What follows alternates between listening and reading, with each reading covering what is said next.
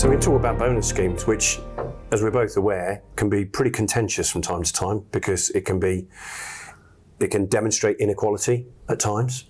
So I know that you've got lots of experience about bonus schemes. Talk to me about how many you've seen, what the pros and cons, what the risks might be. What's the first one you want to talk about?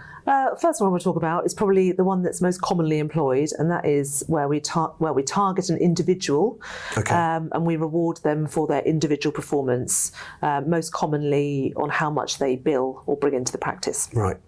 So typically an individual would be given a threshold to reach, and then they would be paid a percentage or whatever for achieving that threshold. Okay. And what are the bonuses? What are the pros of employing that? Well, it's great, isn't it, if you're really motivated to do that as an individual. A lot of people aren't, so that is the con, I suppose. So if I work really hard, I'm going to get a load of extra cash. Going to get more cash. Yeah. Result.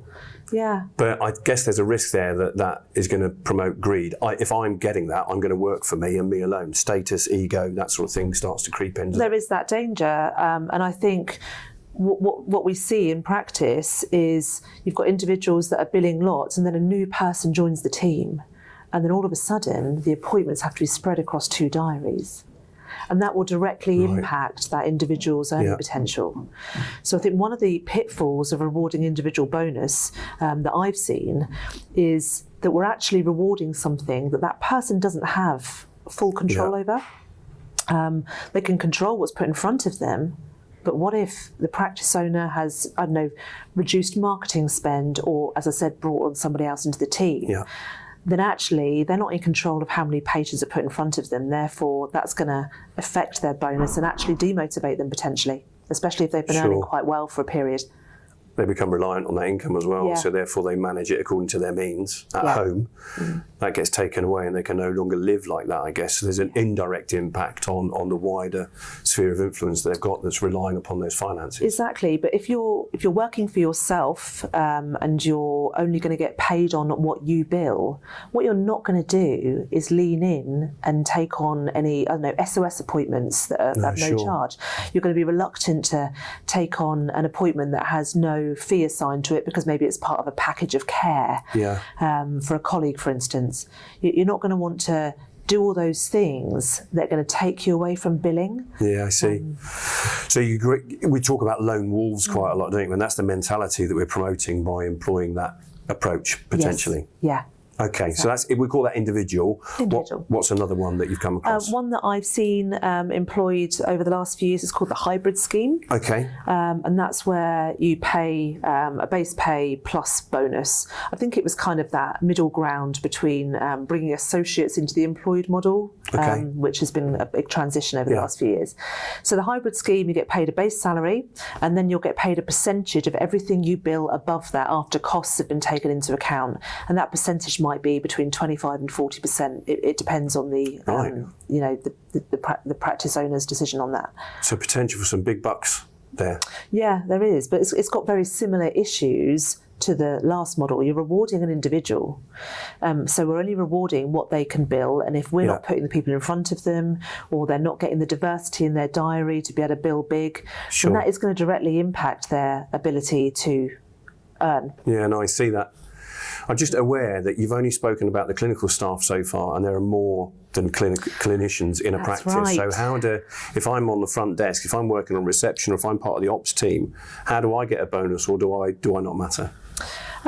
Some clinic owners might think that you don't, but I think if you're a strong leader, you upset me. If you're a strong leader and you recognise the contribution of everyone in your team equally, then you will care that they're not necessarily going to benefit from that. I know that sometimes practice owners will reward the behaviours of admin staff, like for instance, how many phone calls they convert into appointments. Okay. So you can reward your admin team, but I think if you're rewarding turnover for individuals, clinicians specifically, then they're always going to earn way more than your admin team. Some might argue that's fair, others might not. Okay.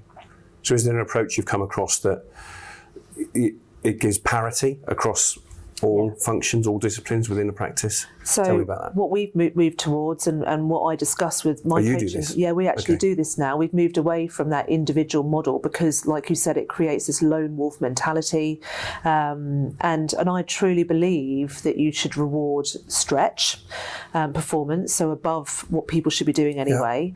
I also believe that everybody in the practice has an equal role in contributing to our bigger goal, our practice goal of, well, in our instance, or it will be a monetary figure. Let's say, for example, it's 500 appointments a month and £50,000 revenue. If that's our team goal, then everybody has a role in achieving that within the clinic. So, for instance, one of the roles of our clinicians is to be a super biller. So he's highly experienced. Yeah, it's nice, Superman. So we create the environment for him to be able to bill big. So our pod assistants take on a lot of his low-risk general care. Our reception team, experts at discussing the value and converting appointments to be able to put high-value treatments into his diary. And he has all the opportunities put in front of him to be able to bill the most in the clinic. Okay. And other people are in support of that to enable him to do that. But their role is equally as important as his. He can't do that without them doing their part. If they don't do their part, he doesn't get the appointments in his diary. If someone doesn't take on the lower value stuff in his diary, he can't see the high value. So in our team, we all recognise that everybody has an equal role to play in achieving the practice goal of, let's say, 50 grand a month. Yeah. So previously he'd have been one of those lone wolves, wouldn't he? He'd have been trying to get more money for him, assuming you did say it wasn't him, didn't you? Yes. Yeah. And that alleviates that, and this individual is okay with that? Yeah, it creates more of a team approach. So we set the threshold, which includes our desired profit margin and covers all of our expenses. Anything the team bill above that, we'll pay them 25% of and split that across the entire team. So if they bill 60k, for instance, I'm using these figures arbitrary. Easy maths. But, easy maths, exactly. So if they bill £10,000 above the threshold, £2,500 of that, 25%, will be split across the 10 individuals in the team. And spread equally? Equally. Okay, nice. Well, that is more predictable for you as a business owner then as well. It is very predictable for me because I know my expenses are covered. I know I've achieved my desired profit margin or my minimum desired profit margin. And I know that anything above that is a stretch and that the team are rewarded on that stretch and they're rewarded equally. So they're all happy. Great. Sounds like a bonus.